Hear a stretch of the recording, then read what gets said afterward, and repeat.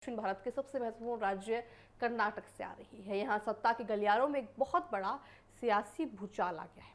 लुटिया दिल्ली से लेकर बेंगलुरु के कुपार रोड तक हलचल बहुत तेज हो चुकी है। सूत्र बता रही हैं कि कर्नाटक में पिछले लंबे समय से मुख्यमंत्री सिद्धारमैया और डिप्टी सीएम जीके शिवकुमार ने के बीच चल रहा पावर टसल यानी सत्ता का संघर्ष अब अपने अंतिम पड़ाव पर आ चुका है।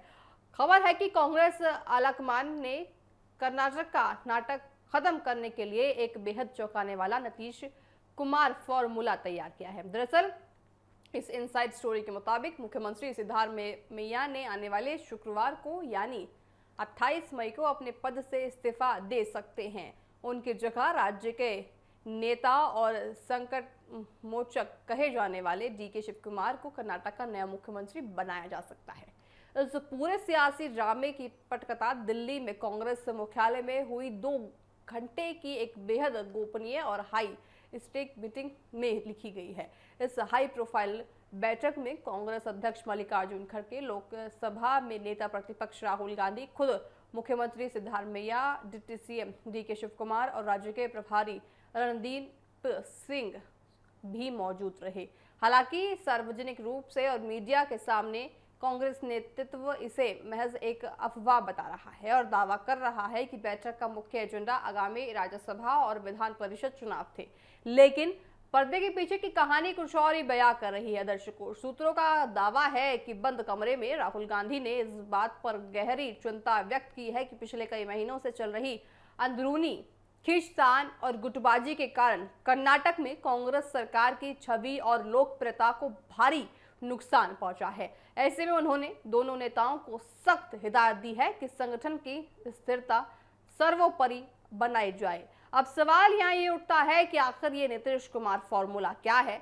इसके जरिए कर्नाटक के इस बड़े गतिरोध को सुलझाने का दावा क्या है? दरअसल कांग्रेस ने हाल ही में बिहार की राजनीति में हुए बड़े बदलावों को बहुत करीबी से देखा है। यहाँ लंबे समय से मुख्यमंत्री की कुर्सी पर काबिज नीतीश कुमार को सम्मानजनक तरीके से केंद्र यानी राज्यसभा भेजने को रास्ता निकाला गया और राज्य में बीजेपी के सम्राट चौधरी की कमान सौंपी गई।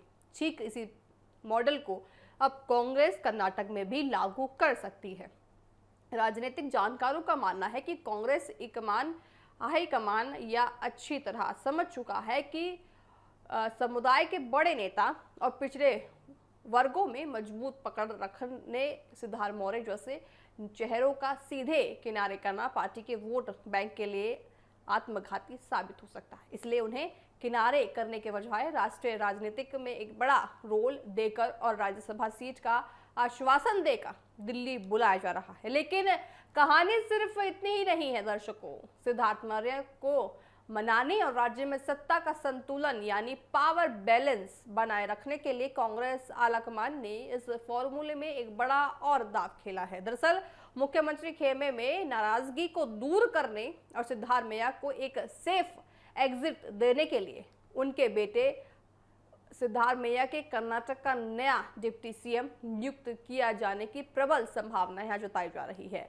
देखिए, जैसे कि बिहार में हमने देखा, ठीक वैसे अब कर्नाटक में भी देखने को मिल सकता है। यानी सीधे शब्दों में कहें तो सिद्धारमैया की विदाई के बदले उनके बेटे को राज्य की सत्ता में नंबर 2 की कुर्सी सौंपी जा सकती है।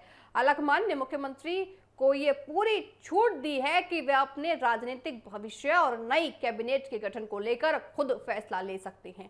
यही वजह है कि कांग्रेस आधिकारिक तौर पर भले ही कुछ भी ना कहे, लेकिन कर्नाटक भवन से लेकर मुख्यमंत्री कार्यालय के सूत्रों से इस्तीफे की तारीखें बाहर आने लगी हैं। अगर ये फॉर्मूला पूरी तरह जमीन पर उतरता है तो ये कदम कांग्रेस के लिए फायदे और जोखिम दोनों के लिए हो सकता है। फायदा ये है कि पार्टी डीके शिवकुमार को पूरी तरह संतुष्ट आपको कर पाएगी, जो पिछले विधानसभा चुनाव में बड़ी जीत के बाद से मुख्यमंत्री पद के सबसे मजबूत दावेदार थे।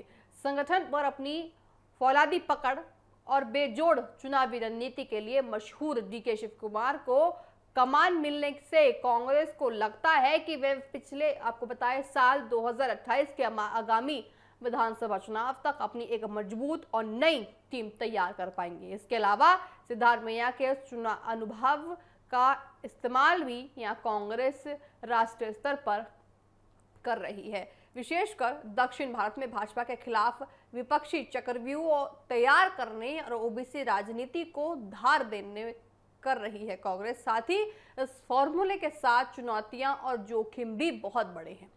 सिद्धार्थ मैया की व्यक्तिगत लोकप्रियता सिर्फ विधानसभा तक सीमित नहीं है, वह कर्नाटक के सामाजिक राजनीतिक का बहुत बड़ा और एक अलग चेहरा निकल कर आते हैं। अगर उनके समर्थकों को जरा सा भी ये महसूस हुआ कि उनके नेता को दिल्ली भेजकर साइडलाइन किया जा रहा है तो राज्य में कांग्रेस के खिलाफ पिछले वर्षों में भारी आक्रोश पैदा हो सकता है। इसके अलावा नए मुख्यमंत्री बनने के बाद डीके शिव कुमार को सामने एक बड़ी अग्नि परीक्षा भी होगी।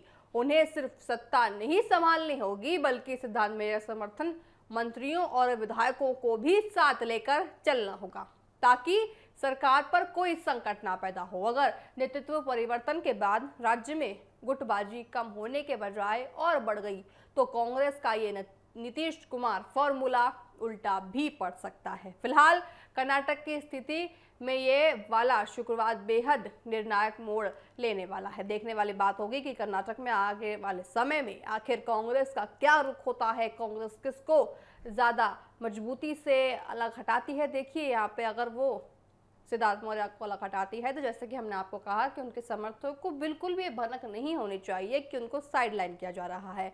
तो इसलिए कांग्रेस बहुत सोच समझकर, बहुत चाणक्य वाली नीति लगाकर ये कार्य कर रही है। कर्नाटक में देखिए बड़ा फेरबदल होने को मिल सकता है। जैसे बिहार में हुआ वैसे ही अब कर्नाटक में होने की भी संभावना पूरी जताई जा रही है। क्या सिद्धार्थ मौर्य देंगे इस्तीफा? ये भी बड़ा देखिए सवाल उठता है कि क्या जिस तरह से नीतीश कुमार ने इस्तीफा दिया था क्या कर्नाटक में भी सिद्धार्थ मैया इस्तीफा दे सकते हैं? अगर देंगे तो आखिर क्यों देंगे? देखिए ये भी बड़ा सवाल यहाँ खड़ा होता है, क्योंकि जिस तरह से बिहार में उनके नीतीश कुमार के बेटे को मंत्रालय मिला, इस तरह से यहाँ भी ये अटकलें लगाई जा रही हैं कि सिद्धार्थ मैया के बेटे को भी कुछ पद मिले। तो अब ऐसे में ये हो सकता है कि सिद्धार्थ मैया भी अपना इस्तीफा दें लेकिन उसके बदले वो कुछ कुर्बानी ले। देखिए देखने वाली बात होगी कि कर्नाटक में आखिर आने वाले समय में क्या कुछ होकर आता है। साथ ही आपको बताएं कि यतीश सिद्धार्थ मैया को कर्नाटक का नया डिप्टी सीएम नियुक्त किए जाने की प्रबल संभावना जताई जा रही है। यानी सीधे शब्दों में कहें तो सिद्धार्थ मैया की विदाई के बदले उनके बेटे को राज्य की सत्ता में नंबर 2 की कुर्सी सौंपी जा सकती है।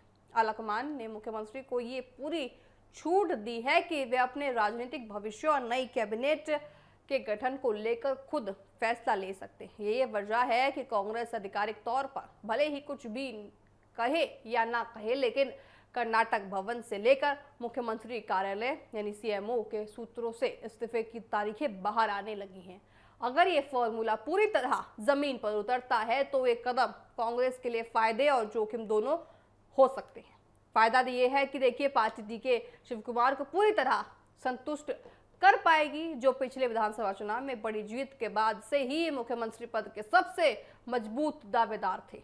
संगठन पर अपनी फौलादी पकड़ और बेजोड़ चुनावी रणनीति के लिए मशहूर डीके शिव कुमार को कमान मिलने से कांग्रेस को लगता है कि वह साल 2028 के आगामी विधानसभा चुनाव तक अपनी एक मजबूत और एक नई टीम तैयार कर पाएंगे।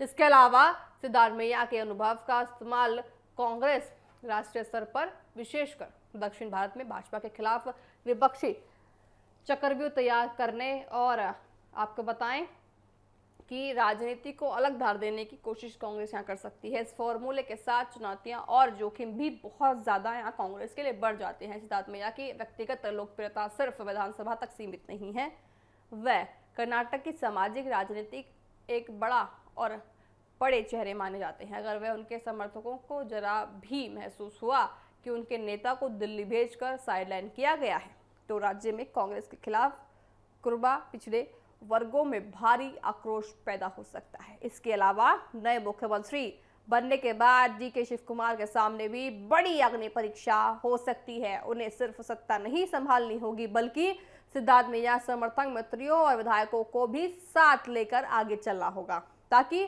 सरकार पर कोई संकट ना पैदा हो। अगर नेतृत्व परिवर्तन के बाद राज्य में गुटबाजी कम होने के बजाय और बढ़ गई तो कांग्रेस ये नीतीश कुमार फॉर्मूला उल्टा भी पड़ सकता है। देखिए यहाँ पे बड़ा सवाल उठता है कि कांग्रेस ने जो प्लान किया है, अगर वो स्तर पर, जमीनी स्तर पर नहीं दिखता है, तो यहाँ कांग्रेस के लिए ये नीतीश कुमार फॉर्मूला उल्टा भी पड़ता दिख सकता है। फिलहाल देखिए कर्नाटक की सियासत में आने वाले शुक्रवार बेहद निर्णायक होने वाला है। देखने वाली बात होगी कि आने वाले समय में सिद्धार्थ मैया इस्तीफा देंगे या नहीं। आखिर उनके इस्तीफे के बाद क्या होगा, या फिर जिस तरह से कांग्रेस कह रही है ये सिर्फ एक अटकलें है, इसमें बिल्कुल भी सच्चाई नहीं है। क्या ये सच है, या सूत्रों के हवाले से जो खबर आ रही है कि कर्नाटक में भी फेरबदल बड़ा होता दिख सकता है। आने वाली बात होगी कि आने वाले समय में आखिर कर्नाटक में क्या होगा, ये देखने वाली बात होगी कि आने वाले समय में क्या होगा।